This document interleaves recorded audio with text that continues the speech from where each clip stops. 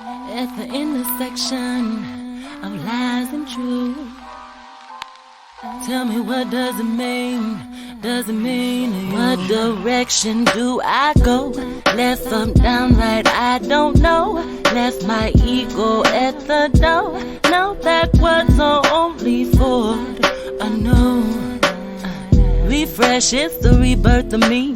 Waited so long, now I'm finally free. But why does it feel like... My beautiful people, it's your man Tayanis, and right now you got it locked to iLive Radio, changing the way you listen to radio around the world, baby. Vibes and Vinyl is here every Friday live at 8 p.m. on iLiveRadio.com. Formerly of Toronto's FM radio airwaves, DJs Gene King and Ray Prasad are in the house once again to continue their tradition, promoting great house music to the world. You will hear exclusive releases and sometimes traveling back in time via some of the best disco, soul, funk, and house. So keep it locked and enjoy the ride. DJs Gene King and Ray Prasad have provided their listeners since 1996. Vibes and Vinyl in your face. Join me, Uncle Funky, at noon Eastern Standard Time every Saturday for our music show, Give Me the Night, here on iLive Radio, and enjoy a nooner like nope. You're listening to iLive Radio, changing the way you listen to radio. iLive Radio.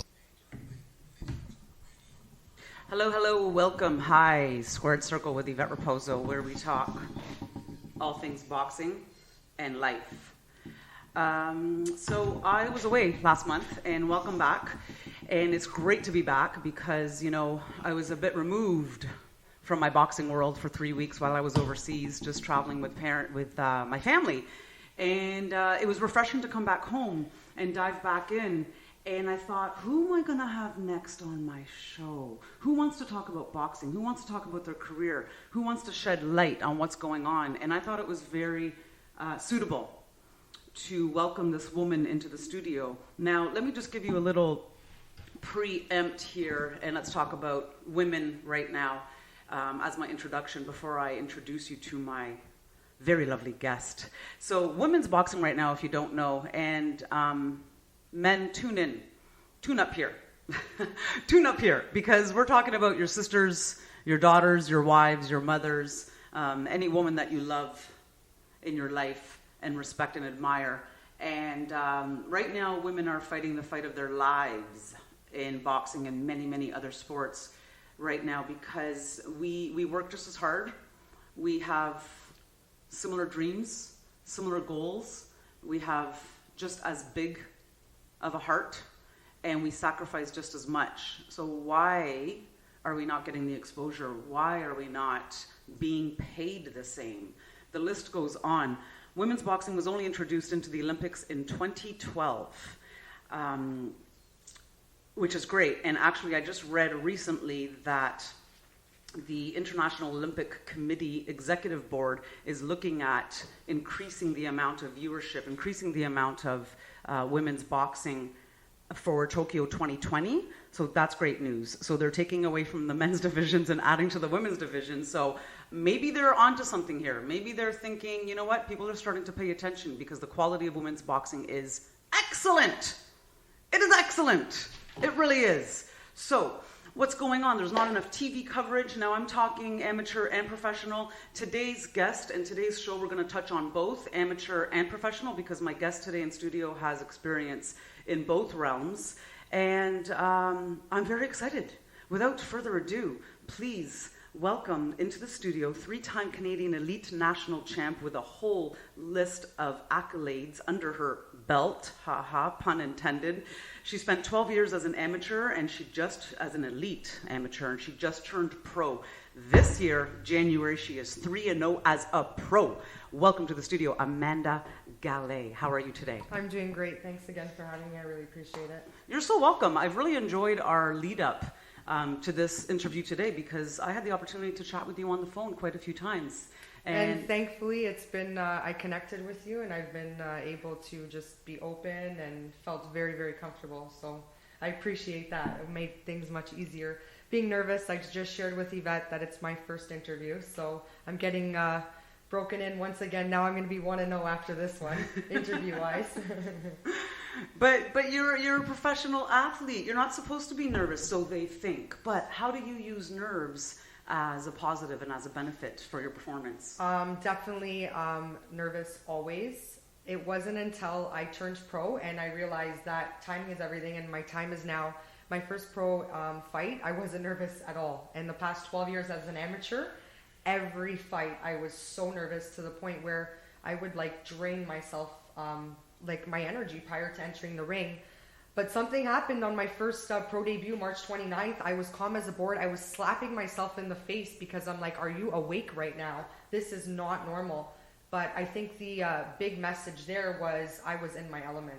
Wow. That was the biggest sign for me because I wasn't nervous at all, and I felt everybody's energy in that stadium, all 250 people, and I definitely connected with the crowd and made a mark. But like I said, because I wasn't nervous, that was a huge sign that this was the right thing to do at the right time in my life. Good for you, and good for you to recognize that. Yes. And channel it and take advantage of it because you won that fight. I did. And I actually watched that fight last night. Did you know your opponent was going to be a southpaw? Yeah, I did. Okay. I knew nothing about my opponent, so I have to give my coach credit because he does way more research than I do when it comes to the internet. And it was actually his daughter that found a small clip of her messing around, joking around with her coach or whoever it was on the street, and realized that she had her right leg in front. That was the absolute only video footage, and she was playing fighting. So I really my coach couldn't study her style at all, but we did find out that from that video she was right leg in front. The thing is when you fight people from Mexico, their record may state, 4 fights or 2 or 1, but the truth of the matter is that all can be played with. Mm-hmm. It can be scammed just like kilometers tossed back on a vehicle that's for sale. So you can't take anyone lightly, and that's not only with Mexicans. That's anytime you step in the ring, you're putting your life on the line. So I found out she was right leg in front, and my whole camp, all 8 weeks of it, was sparring all kinds of southpaw athletes. As an amateur, I have 60 fights, and only 4 of them were of me facing a southpaw. So I still recognize that, I'm a little bit novice in that area, but at the end of the day, as a professional, as any athlete that's an elite or professional, you have to be able to make adjustments, whether they have their left leg in front, right leg in front, whether they start switching on you, whether they decide to run in the ring rather than fight where you're comfortable. Every second in that ring, you got to be able to make the adjustments. Absolutely. And I always say there's no exit sign in the ring, right? So there's no turning around. No. There's no timeouts. So you come out of the ring, you come out of the corner, and you see your opponent's all of a sudden a southpaw. You're like, yo, you got to dig deep and find what's there. So hopefully you get a little bit of notification, but if you don't, you got to be ready. Yeah, ready for everything and anything. Exactly. Wow, that's amazing. So we talk a lot about boxers having to make adjustments. What kind of adjustments did you have to make, and were you surprised at some of the adjustments that you had to make from being an amateur to professional? So in regards to being in the ring physically, the adjustments I had to make from an amateur into being a professional were few little, just because in the amateur game, and I give credit and why I did so well, I had a very, very professional style. So I was one that liked to sit on their punches and unload power and hit and stay on the inside and fight. I love to fight. So even if I didn't need to, I would love to stay there and just throw. And if I didn't, I felt like I wasn't giving it everything I had. So sometimes, this is actually a bad thing too, I'd like to create a fight when a fight wasn't present. And that was actually outside the ring as well. If I didn't have a fight, I would create a fight for myself. And how to make everything so difficult when it should be easy, but I guess I just love to fight.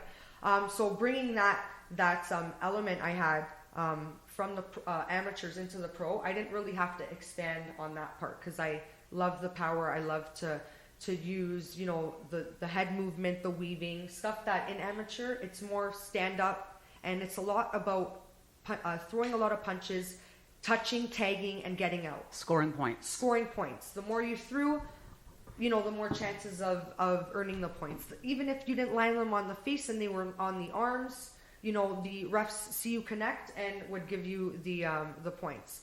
I can give credit to my martial arts, my karate background. I did do point sparring throughout my martial arts training. Never competed in that area, but it taught me the in and out effect, throwing a lot and not getting hit, tagging and getting credit for making contact like that.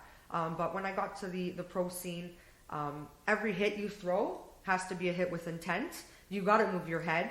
And if you are one to move around in the ring, and use the ring as your advantage, you got to be balanced, because you have someone that loves to come forward, that isn't going to work.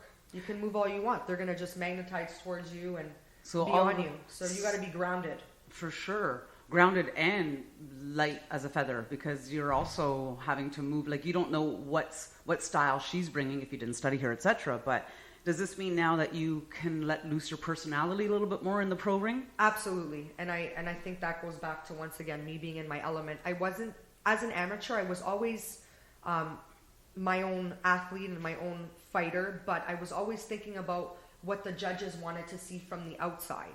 And I kind of feel like I was really, really textbook. I wanted to make sure my hook was, in line with the floor, pillow with the floor, left thumb up, unless it was, a Russian style hook, thumb down. But I was so textbook as an amateur. Whereas a pro, I just feel like I can be me in there.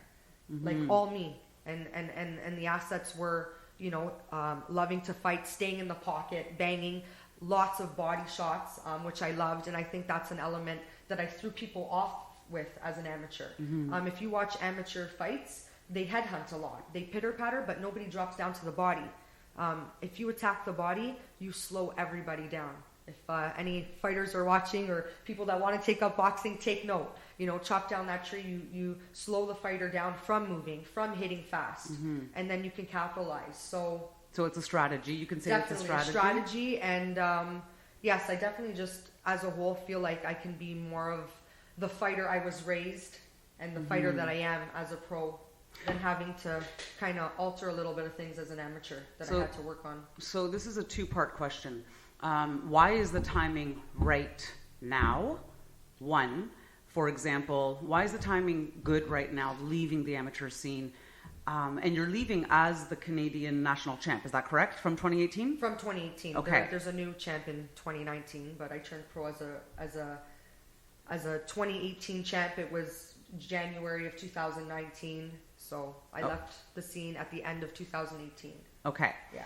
As the 2018 national champion, I held that title. So part one, why was this good timing? And part two, why is it also good timing because of the state of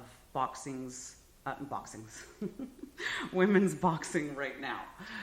So for myself personally, I felt that it was good timing because I gave it all I could for the last 10 years as an elite, 12 years total as an amateur. I tried more than once to be on the Canadian team. First time didn't work out. We'll touch base upon that after. Second and third time, it was like something was taken away from me and I wanted it even more. So it's funny, grass is always greener on the other side. Your friend's cooking is great, someone else's cooking is even better. I got a taste for that other side, and when I couldn't represent Canada, I wanted it even more. So I went after it 2 more times and I succeeded in 2014 and again in 2018. I chose to turn pro and finish up in 2018 just because there were factors outside the ring that I couldn't control. I could only control what was going on inside the ring, and that was me performing, producing, winning, and giving it my 100% all. And in 2018, I won in April, and I became the national Canadian champion. And at that point, I was ready to turn pro right after that, a month later. New, fresh title, something to market myself with here locally in Ontario and Canada. And then I found out that the Worlds were 6 months around the corner. So, Amanda, you waited all this time, 10 years. Worlds are 6 months around the corner. Stick it through. You have a chance to represent Canada on a world-renowned level and go on the podium. Shall you do well? And I felt I had, enough qualities and strengths and to win. And then came, so that 2018, I went to Spain with Team Canada for a training camp. Was supposed to fight at the Continentals in September with Team Canada, but Venezuela, the area that it was being held in, was unsafe, so they had canceled that tournament. And the next thing you know, it was September, and it was time to start prepping for Worlds. So I began to start prepping. I attended a training camp in Montreal, injured myself slightly, was doing some therapy, back on my feet, ready to start training again at the beginning of October. Worlds was in December. And last minute, at probably the week before, I think it was November, like the week before that Team Canada was heading out to Dubai to do the actual training camp before they started to fight, I got notified that I didn't meet the credentials to represent Team Canada yet again. So to me, it was like 55, 60 amateur fights later, Team Canada rep twice, national winner 3 times. Fought renowned names like Marlena Esparza in the ring in 2015. Felt that I won, if not very close draw, but not a 4-0 scoop. But that's what happens when you're an Olympian and your name's out there. You draw the attention to you. Marlena was at the time? Yeah, she was a former Olympian bronze medalist. I fought her the year after. Okay. Sorry, did I fight her the year after or the year before? 2014.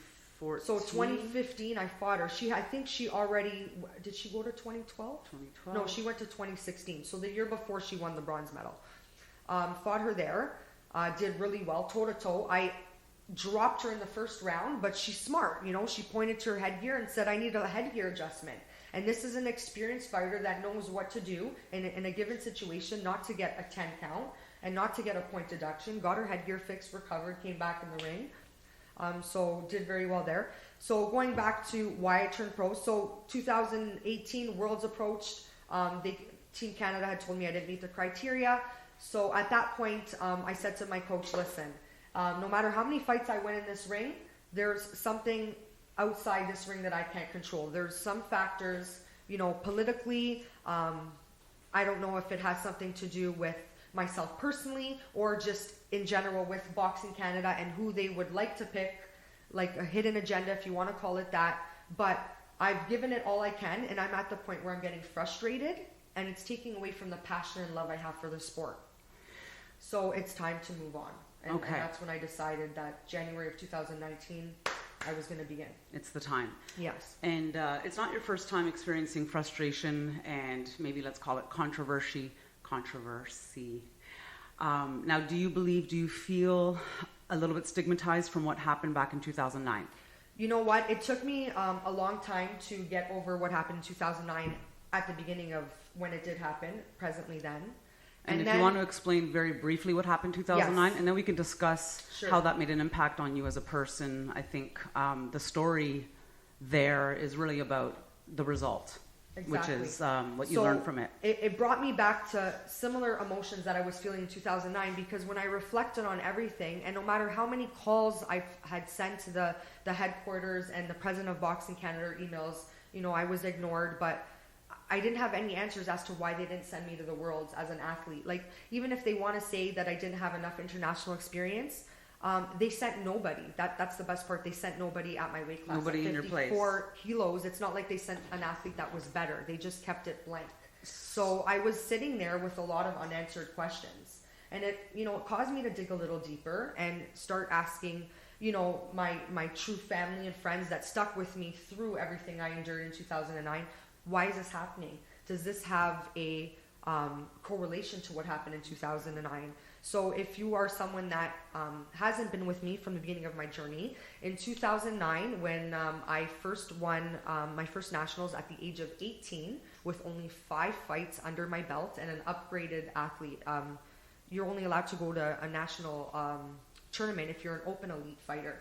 I was a novice elite fighter because I had only had 5 fights.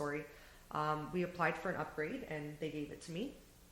And so I went in 2009 to the nationals with 5 fights. I fought two athletes with 100 fights. Wow. And beat them. I always got it's funny, I always got the Quebec athletes, the harder, more skilled, I would say, fighters first.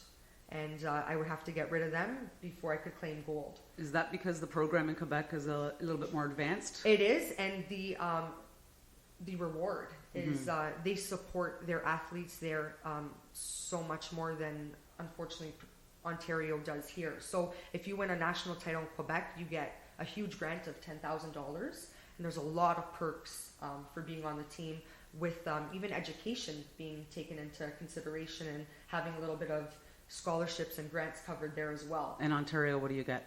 So Ontario, you get Quest for Gold, which is $5,000. It kind of went a little bit lower, but let's say $4,200 now for the year. Okay. But if you're at the top of your game and you're an elite fighter, you know that money goes. And is that meant to support your training and your massage support, therapy and your food and your travel expenses? But when you look at the big picture, that $4,000 for me was used to attend one ringside tournament in Kansas City. Sure. In 1 week, so that money was gone. Accommodations, travel. Exactly. It's supposed to help you lessen up your workload so that you don't have to work that much. Be able to go get massages, any kind of physio you need. If you need a nutritionist, a strength and conditioning trainer, it's there to support any funds that are associated with your training. However, that little money goes so quickly. But I'm still going to say thank you and be grateful for the fact that I got that rather than absolutely nothing. Sure. So going back to 2009, so I won in 2009, and throughout my whole high school, because at 18 years old, I was 17 years old, I was still in grade 12. I ensured to, not be around the crowd that did drugs, or even, the crowd that drank, because I didn't like drinking. So it wasn't a sacrifice I ever had to make as a fighter. I don't like drinking, but make sure I wasn't around a crowd that ever did drugs, because even inhaling it, you could have it in your system. So I knew that you had to be a clean athlete attending such an elite level of a tournament. So I went to the tournament. I got notification after I won the whole thing that I had tested positive for a banned substance. I got a phone call. Basically, I had stated that this is no way possible. So the head of the Boxing Canada headquarters had said to me, go to the next tournament. We will test. There's another sample. We'll test that. In the meantime, go do what you got to do, win. So I went to the next tournament, which was actually to be on Team Canada. It's called the Final Team Selection. Won that, sweeped everybody again. That sample was tested. The second sample was tested from January. In the meantime, that sample came back positive as well. Long story short, I got suspended for 2 years for having a banned substance in my system called decaderbulan, which at the time, now, and even now, I learned more about it, but at the time I knew nothing about. Pretty much it's to enhance recovery. Bodybuilders use it to enhance recovery. So what happened was I was seeing a nutritionist at the time who was a bodybuilder, and he was injecting me with B6 and B12 shots. And he mistakenly exchanged the B6 vial for his own personal use of Deca, and I got injected with it. Wow, he took full blame for the situation. He because it was a one-time and accident, he didn't really inform me till weeks later, because he thought that it was so little and only one time that by the time nationals had occurred, it would have been out of my system. So he's figured, I'm not even going to tell her and stress her out. She should be fine. Once I got tested. So he realized he did it before he realized he did it after he did it, and after he knew he was totally aware. But it was until I got tested, because the only way to get tested at a national level is to win. Wow, what are the repercussions for him? So he got suspended for 10 years. Suspended from practicing? From practicing his nutrition training, as well as fitness training, personal training, for 10 years. I went through a whole tribunal, because at the end of the day, this was an accident, and it wasn't just about proving that as much as it was also about, earning the right to represent Canada and just have the respect of doing what I did on that ring on my own. The assistance, there was no assistance from the substance, and I wanted everyone to know also that wasn't something intentional. This was a pure accident. So how did you feel when you found out that? I was in shock. I'll never forget the day. I know exactly where I was. Did you feel different, like physically? During? Yeah. Like while I was performing? Yeah. Absolutely not. Absolutely not. If anything, I found out later that it actually hindered my weight loss because it makes your body hold water weight. I remember my first nationals, like I was in the sauna trying to drop weight, crying, delusional from cutting weight in the sauna. And my coach said to me, Amanda, if you don't make this weight, that hair, we're like cutting it right off. I will shave your head. You are not leaving this national tournament until you make weight. And we did it. And I have to, major gratitude to my coach. He was there supporting me, yelling at me, shaking me down, but he was on the treadmill cutting weight right beside me. He was running with me. He was in the sauna with me. He was right there going through it. So thank you for him, because I came to the point where, I'm 18. I'm still a baby. Like, can I just watch? It's my first nationals. Let me just watch and see what they do. And I was crying for my mother, Mommy, and your mother's not going to be able to save you. You got to do this. And if he didn't push me, I would have never been there, never won. Mm-hmm. So thanks to him. So I went through the tribunal. My nutritionist took full responsibility, signed an affidavit, went on the stands. We even took it upon ourselves to do toxologist reports to prove to these judges, but not only judges, any fan of mine or family member, anyone that follows me or has a renowned respect for me, I didn't want all the respect that I took years to earn through how dedicated I am as an athlete and how much sacrifice I have in the sport, and just a name that I created for myself and my everyone that's in my corner. I didn't want that to be sabotaged because of the incident. Mm-hmm. So it wasn't just about going there and winning the tribunal and being back on Team Canada. It was about proving the fact that who I am as a person and what the situation was. So you're a young woman. You have this dream. You have this dream, and you have an idea of how you want to achieve this dream, and then you get sideswiped with the behaviors of somebody else that's out of your control. Like, what are the mixed emotions here? I imagine I'd be very angry and almost feel a bit violated because it's your body, and your body is your tool. Your body is your moneymaker, let's say, mm-hmm. right? Our hands are our moneymaker in the sport, right? So what were the emotions that you can look back on now and say, well, and how did those emotions play out when you can look back on what you learned from that experience? So looking at it back now, I've learned, as the years went on, I've learned a whole bunch. But at the time, I was 18. At the end of the day, I was just beginning, an elite level career. So in certain areas, I was naive, and I learned a lot of lessons very, very hard from this whole situation. And I can advocate to women and anyone in sport that at the end of the day, they suspended me for 2 years because it is your body, and you have to be fully responsible for what goes into your body. So what I learned from this is, you're unfortunately guilty by association. So their thing was, I shouldn't have never been around a bodybuilder. Mm-hmm. Should have never been associating with someone that uses steroids. But at the end of the day, like I said, I was young. I was a young girl, young athlete. I'm not one to go around and say, hi, what's your name? And my name's Amanda, and your name's so-and-so. And do you use steroids, by the way? I see that you're pretty built. But also, growing up in high school, it sucked at 18 being suspended as well with this ban substance, because growing up in high school, I was ripped. Mm-hmm. I was big. I was very, very muscular. Mm-hmm. I was the kid roaming the halls with a protein shake at lunchtime and not having a sandwich. Well, you started karate at 6 years old. Yes. Okay. I was very, very built. So a lot of the time, I was getting made fun of. I looked like a guy because I was built. For the women athletes that were in high school with me, a lot of them envied me. So what do you do when you envy someone? You put them down, right? So I went through a lot of bullying in high school because of the way I looked.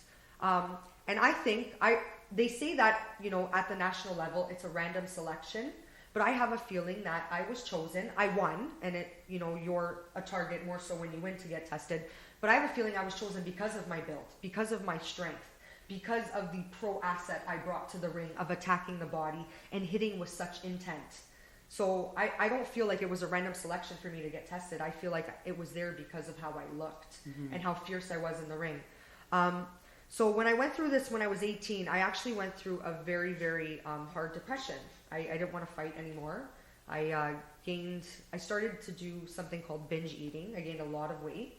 And then, I had a lot of family support that came from ACMA is my family, my home where I train, and then family All support, Canadian martial arts? All Canadian martial arts. And then my family at home, my parents, of course, and everyone, like that I'm related to. But more so, I have to give credit when it comes to my athleticism and who I am as a fighter. I give credit a lot to my All Canadian martial arts family and my coach, because he believes in me from like the beginning, day one, that I have something that is going to be shown across the world, and I'm going to inspire so many women, and I'm going to make a mark in boxing from day one. And do you believe that? I do now. Good. Because of him. Mm-hmm. Because there were so many times, like I said, I wanted to quit. And 18 was the beginning of an eating disorder, binge eating, that I went through for a very, very long time. And I didn't get over it. And years went on, and you say, you know what? You trip over a rock, you're not going to trip over that same rock again, because you know what's there.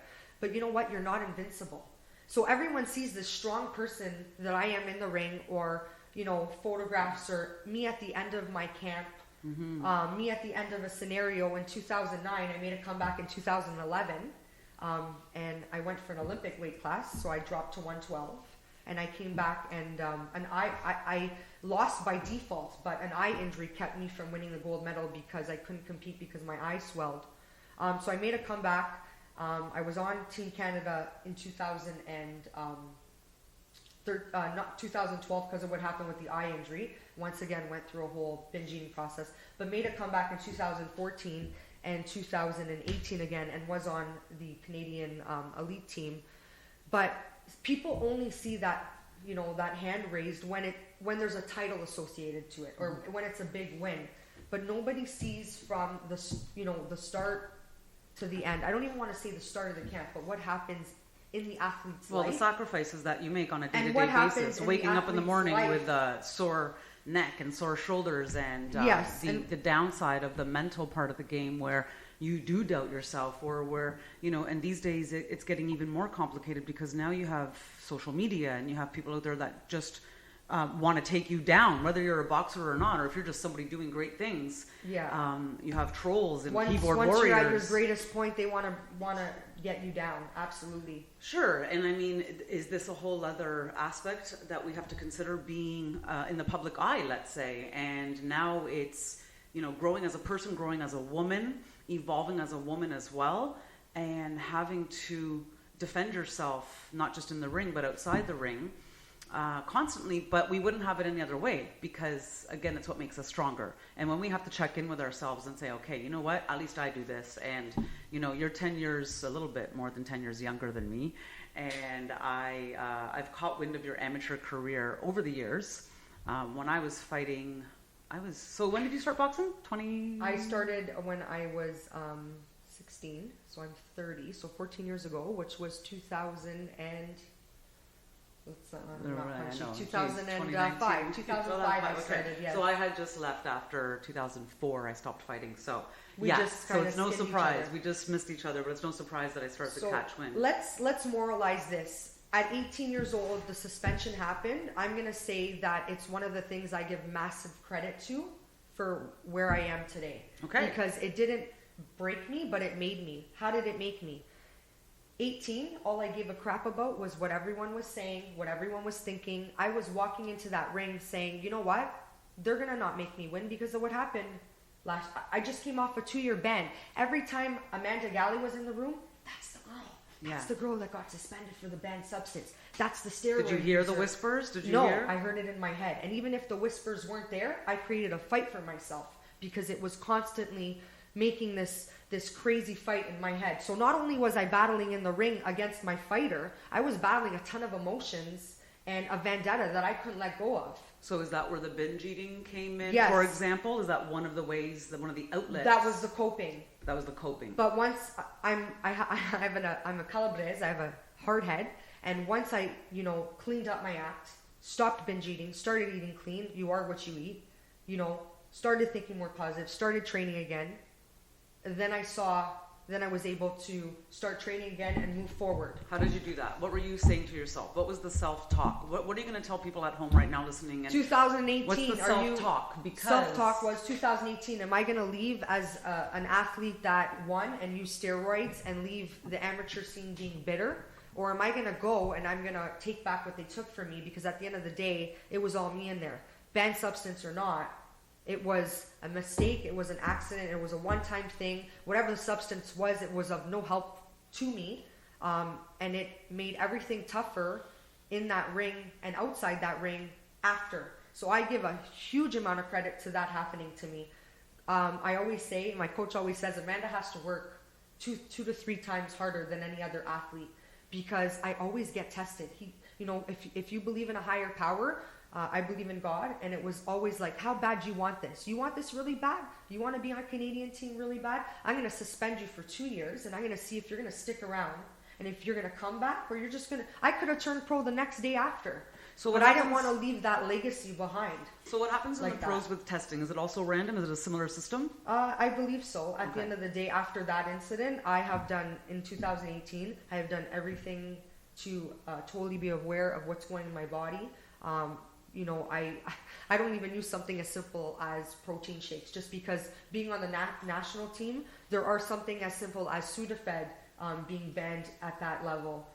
The tests are random. It's not just at nationals. It's when you are at an international tournament. It could be when you go to a training camp. So I don't even take protein powder or creatine, for God's sake, because whatever's on the label necessarily doesn't reflect what's in the substance. And is it true that they changed what's allowed in our bodies? Every year. Every year it's changed. That's have what happened to Silk and Lawman, isn't it? You have to stay up to date every year. It's constantly alternating. Okay. Yeah, altering, sorry.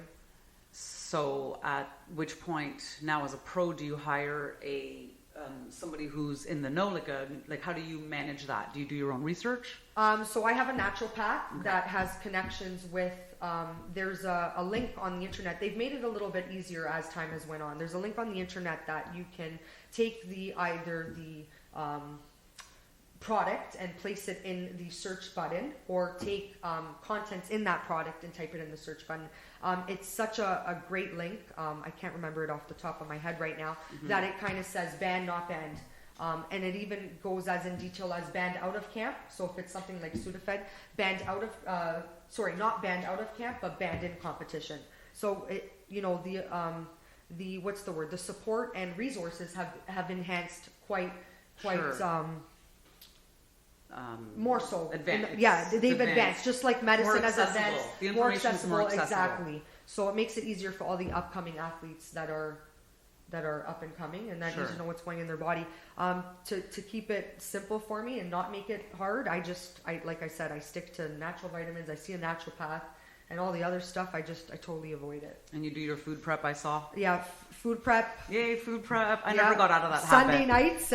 Sunday nights and Wednesday nights, because you can't cook food for 7 days. It starts to, go bad, and the nutrients aren't there anymore. And yeah, so it's a go. I mean, it's nonstop. The sacrifices involved are, not going out on a Friday night, especially now that, I'm getting a little bit older, where, before a good night's sleep, I'd feel ready to go the next day, not sore at all. Now it's like a good night's sleep and some recovery things like, cryo in the cold cellar, or foam roller, or Epsom salt baths, or ice baths, or hiring my strength and conditioning coach, who is now he's huge in the precision movement and rehabilitation sector, so that I prevent injury or fix something that's bothering me. So it's maintenance. It's constant maintenance. I mean, everyone says you're so young, but at the end of the day, I mean, beginning a pro career, this was the time, because I just began. I'm 30 years old, and I have a lot to look forward to and go ahead with. A lot of world titles. There's not just one association. Okay, let's talk about it. Okay, so you fought I want to get those. Okay, so do you have your eye specifically on certain titles or certain fighters right now who are on the scene? Women's boxing right now is on fire, and people are just slowly starting to notice. And I do believe, and I hope that we get more TV coverage. That's the biggest problem right now, is we don't have enough TV coverage. Boxing as a sport in general, it's a really confusing place. in terms of, as a fan, where do you find the coverage, right? Yeah, where do we watch it? What channel is it on? Exactly, it's not. So I mean, Yeah, it's out there. I mean, Showtime is doing. There are networks, but my whole point is, and in fact, while we're talking about it, only last year, so HBO aired their last episode for boxing, their last show for boxing, and they actually, almost last minute, it was pretty close to Showtime, where they aired a women's fight, and that was massive. So that was the Heather Hardy versus Shelley Vincent fight. It was their rematch, and Heather Hardy from Brooklyn, New York, she really fought. I saw her on social media really plugging for this, and they were like, you know what, HBO, just give us this shot. Like, you're on your way out, and they did it, and they aired. And then this year, Clarissa Shields, Christina Hammer, they were calling it the super fight. Showtime covered it, aired it. So, and now this is the only way that women's boxing is going to start gaining some exposure. And with that, women can start to attract sponsorship and increase the fan base. And, you know, I was doing my research last night. I Googled women's boxing, and I tell you, I had to shut the computer down after a while, and I had to meditate and go to bed and think about something else. Because what came up was just really astonishing for me. Part of it was on the second page, there was, and just do it yourself. Go Google women's boxing, and go as far as the second page, and you'll see images of women not even really boxing. I'll just leave it at that, okay? So we have a lot of work to be done in our sport because we train, we fight, we sacrifice just as much. So my question for you, Amanda, you are on this plight for putting yourself on the scene at a time when this is now or never right now for women's boxing. And it's not just in boxing, it's also in life. Why can't we, anyways, I'm going to leave it at that, and you guys just think about it. Think about what women's boxing means to you. Because at the end of the day, when you go to the show and you see the quality of these fighters, it's impressive. And a lot of the times, we are the fight of the night. Just saying. So, Amanda, what do you got your sights on? A belt in particular, or a fighter? We're gonna take it step by step. So we're gonna start with a national title. Okay. So the first one is Canadian title. Yep. Okay, and then from there we'll move up to the North American title. Okay. Right? The weight class that I would be looking to compete at and win those titles are at 118, 54 kilos. And then from there, we're going to move to world title. And that's when I said there's not just one world title. When you raise your hands, I'm the best in the world. Not quite. There's about 3 or 4 associations. So WBA, WIBF, WBC, and IBO. There you go. So 4 of those. So I'm on my way. I'm starting. Do I look to compete against any names? Because of the timeline, you don't know who's going to be out when you're in, right? In the next 5 years, will Serrano, one of the Serrano sisters at 118, still be there? I'm not sure. So I don't want to mention names. Would it be nice to fight Marlena Esparza again? Sure. At a catch weight. You fought her in the amateurs? I fought her in the amateurs. And she's doing well. She just had a baby 6 months had a after? baby. She's back in. Yeah. I fought her in the amateurs, and I look back on that fight, and I've developed tremendously from that fight. And like I said, I stood toe-to-toe with her. I felt that it was either a draw or I won. So I would fight her again. But for us women that aren't Olympians, we shouldn't have to fight big names like Marlena Esparza or Katie Taylor or Clarissa Shields to see that money. Because at the end of the day, there are women that are just as highly as skilled that should be recognized and televised. I was ringside at Shelley and Heather Hardy. I prepared Shelley Vincent for that fight for a 1.5 years training camps for both fights. So Shelley and I are great friends. She's advocated for women in the States like all day long, chat, live feeds, text, mass shout outs. She has an incredible following. She's been through a hell of a lot. Yeah, there's abuse there. Yeah. And actually, I want to touch on that because both those women, and here's the thing, why do women fight? People want to know, why do women fight? And I'm sure you get this all the time. Pretty girl like you shouldn't be in the ring. Absolutely. Okay? Why do women fight? Why do people end up wanting to watch? They're curious about women fighting. But forget about that. Are the reasons, we're criticized for being more emotional than a man, for example, and we're criticized for that. Now, in boxing, they say you shouldn't let emotion get involved, but you know what? it's there. It exists. Exactly. Do we look at it and do we channel it into something good? Do we channel it into something that we can use in the ring? Both Shelley Vincent and Heather Hardy came out with their stories of abuse and depression. Drug use. Alcohol. Yeah. Yeah. So is this what's fueling them? Is this what's making them such great fighters? Why can't the reasons that a woman fight be different than the reasons that a man fights, but the result is the same? Absolutely. It's excellent quality boxing. And then on top of that, at the same time, they're inspiring other people because they're talking about their trauma. They're shedding light on their trauma, and they're turning that around into something more positive. Definitely. Their outlet is being in that ring, and they're channeling all their hardships into, one another. That's why if you watch that fight, it was banging rounds toe-to-toe nonstop because they both had stories behind it, emotional trauma that they've endured that, my coach says every time, I'm going through something, like stop draining your energy through tears or, getting uptight and yelling, channel it into the ring, channel it into your training. And I think that's why when we are in that ring, as much as they say people aren't interested in women's boxing, we attract a crowd. Yeah, who says that? And we have a huge effect on the connection the crowd has with us in there as athletes. Guess what? And I agree with you there because we're a little bit because we're emotional. Yeah, thank Absolutely. you. And Absolutely. we can relate, we can touch, we can be more sentient, right? And there's this innate, the nurturing part of us. We can. There's an aura, I believe, anyways. And this is also because why wouldn't? Okay, so here's the issue: women aren't being exposed; they're not getting proper exposure on the stage, in the ring, etc. So what a great time for a promoter. What a great time for somebody to step up and say, let me give this woman, this woman has a story, she's a good person, etc. And why don't they turn that? We're at a time right now where people are paying attention. I'm a ring announcer, I think you know that. Yes. I just started doing professional bouts as of last year. It's been a very exciting and interesting time for me. And part of that is I'm seeing what's out there. And as far as I know, I'm the only professional female ring announcer right now, current, active. You're making moves. I'm making moves. I'm trying. I'm doing it. I'm doing it. And then the question is, I saw a Nike sponsor ad yesterday, and it really got to me. Nike's doing a lot of great things right now with their ads, actually, and they're shedding a lot of light on women. I wish they did this 20 years ago when I applied for sponsorship, and they were like, we don't do women's boxing. And then a year later, Layla Ali came out with Adidas sponsorship, and I was like, see, Nike, you're sleeping. Yeah. You're sleeping, but now they're waking up.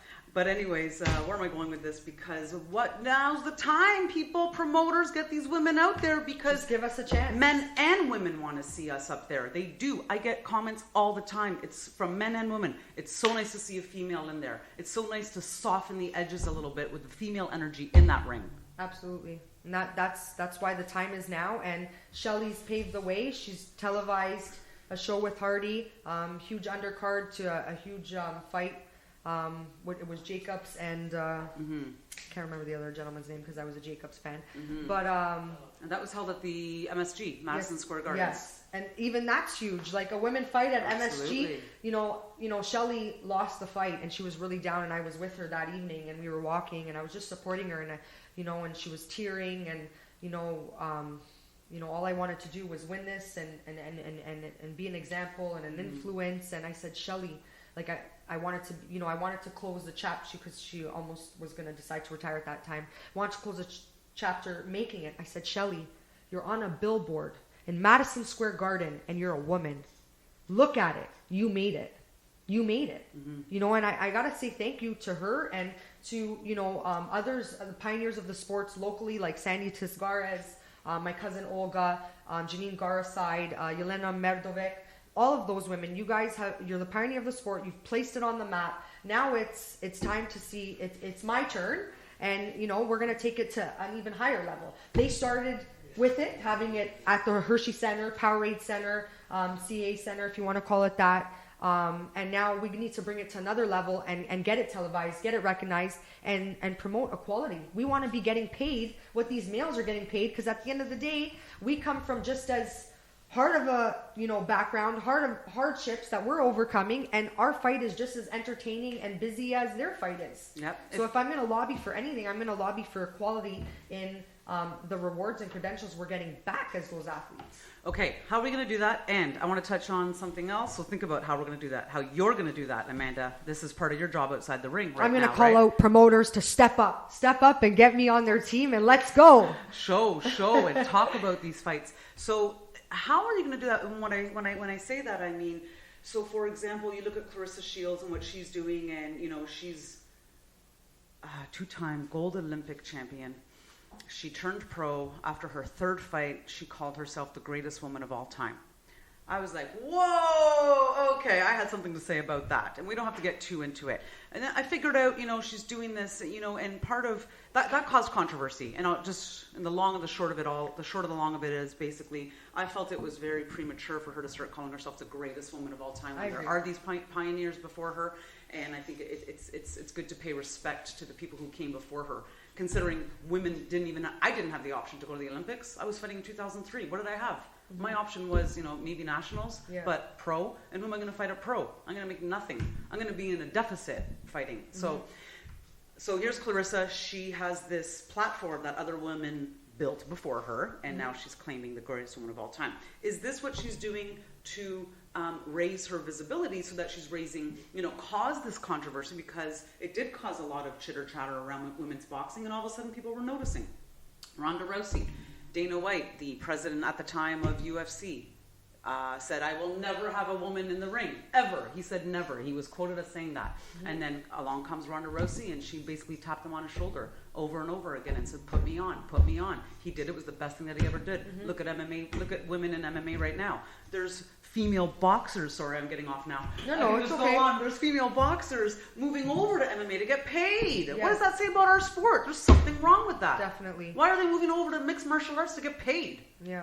So promoters need to, maybe Clarissa Shields used her words to attract attention and build that hype, and she did, in the end result, get more attention, get more of an audience, and get more pay because of her credentials as an amateur. Yeah. That helped, of course. But making noise vocally, it's important as well. I'm a humble athlete, so I agree with you on the fact that a little too premature to give herself the title greatest woman of all time. And I come from a martial arts background, so I'm very, very respectful to my hierarchy. Sensei means the one who has walked the path before you, and that's why I mentioned pioneers like Yelena, Sandy, Janine, my cousin Olga, because they've walked the path before me. Mm-hmm. And I've learned something from them, and I give a lot of credit, my coach both, and I give a lot of credit to my sparring days. I sparred for 2 years with Sandy at 18 to 21, and I give a lot of credit. That's great sparring. Yeah, that was my first intense elite sparring. Give a lot of credit to that as part of growth in the boxing department. Shout out to Sandy. Yes, for sure. And you want to talk about women supporting women? I mean, yes, I do. I support Sandy, and I support any other Sandy fighter. Sandy was on the show. And I support any other fighter in coming up the ranks or at the top of their game. Okay, we only have a few minutes left. Go ahead. It's important. How are we going to do this, Amanda? What is the image? So I'm thinking a lot about the image that these women are portraying, and the opportunity, like we said, the timing is now, and what are you going to do with it? And what I mean by that is, I started to see a little bit of, I'm not going to name names, but there was trash talking between women, and are we going to do what the guys are doing?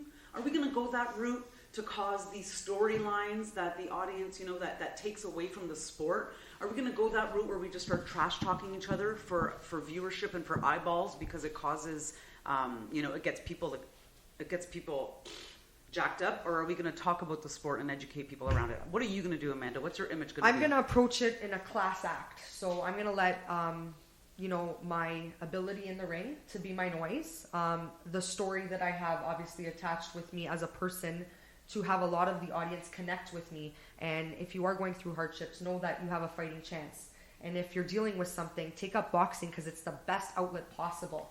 And that's how I'm going to attract either women or, guys for that matter, into the sport. And for viewers to watch, I have to be grateful to my promoter, Lee Baxter. It's been 3 fights in 5 months. So thank you, Lee Baxter Promotions and Lee, for keeping me this busy. And I hope to have 2 more before the end of the year shuts down. But how am I going to do this? How am I going to make my marks? Is, like I said, make my noise in the ring with the ability to fight. And I feel like the more people see that physically first, and then they can follow my story after, the more noise I'm going to make. I'm not one to stand and call women out and, if you want a lack of a better term, shit talk another lady just to, get the fight going. I'm respectful across the board. I'm going to do it in a class act. At the end of the day, I am a female, so we're supposed to be classy and respectful, and that's how I'm going to approach it. Says who?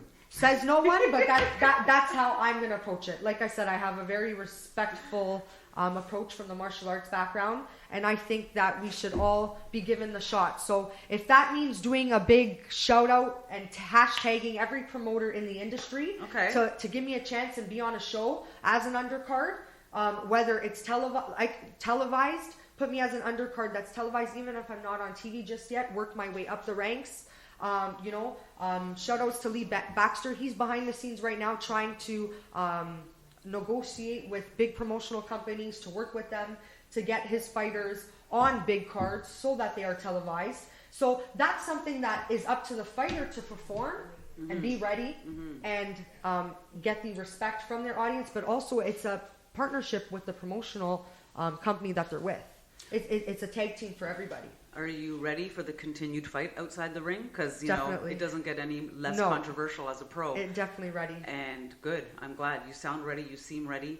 I do want to mention that you're also an ambassador for the Fight to End Cancer. Yes. And so these are also, and you have very close personal reasons attached to that as well. 2 months ago, I had Fight to End Cancer team on the show as well, talking about their event, which happened in June this past year, and it was their 8th annual, which is amazing. So Amanda, by you attaching yourself to these programs and getting yourself out there, I think that's a great way for you to share your name. And people do, I say this to every guest on my show who is in boxing or a boxer, and I say, we forget what we're doing, how cool it is what we're doing. And when I say cool, I mean for us, we forget because we live it every day. But I think it's important to always come back to the basics, just like, when you teach a new student, go back to the basics or start with the basics. And the basics here right now is you have a dream, you have an opportunity, and you have a platform right now that you can use any which way you want. Mm-hmm. Definitely. Life's a fight, and I've had my fair share of ups and downs. My mom's in the fight of her life, and her will to live is way bigger than the disease of cancer, and that's why the chemotherapy, blessed to have that research done and that medicine to keep my mom here with us, but as much as it's the chemotherapy helping her, it's all mental. She wants to live, and I said to you on the phone the other day, I said, quality of life, she gets tired, she's on the couch a lot, not too active. She does go to work, she's a champ. I'm going to make sure that when she's sitting down on that couch and she's watching TV, that I make the best show ever. I put on the best show ever for her to watch. So her will to live is strong. Totally inspires me. Why do I put so much energy in the Fight to End Cancer? Because of the cause, because of the benefits that it has given my mom more, like the chemotherapy. The more money that Princess Margaret is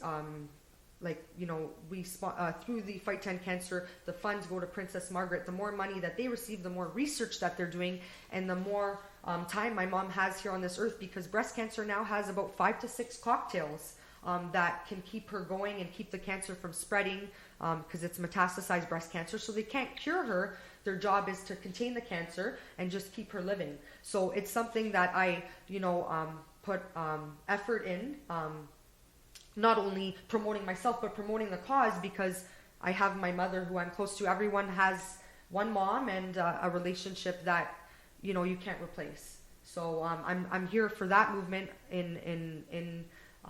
on behalf of her, but on behalf of myself, because I cannot picture my life without her. Mm-hmm. I live for her. So, everyone says, sometimes they say, I would die to have that person, or I would die to have that. Well, I live to give my mom happiness or I really look forward to the day and hope the day comes where your mom gets to see you on TV perform. Yes, so like I said, I'm not going to put a timeline on anything, but can we make that happen quick? Because Hello, I want to who's up give there? her a huge show to watch on that couch. Front row seats. Okay. We only have a couple of minutes. Amanda, what would you say to, we talk about women supporting women. What would you say to a fellow woman right now, just who needed to hear something positive? What would you say? That a fellow woman or a fighter? Woman? Woman. I would love to sit down with you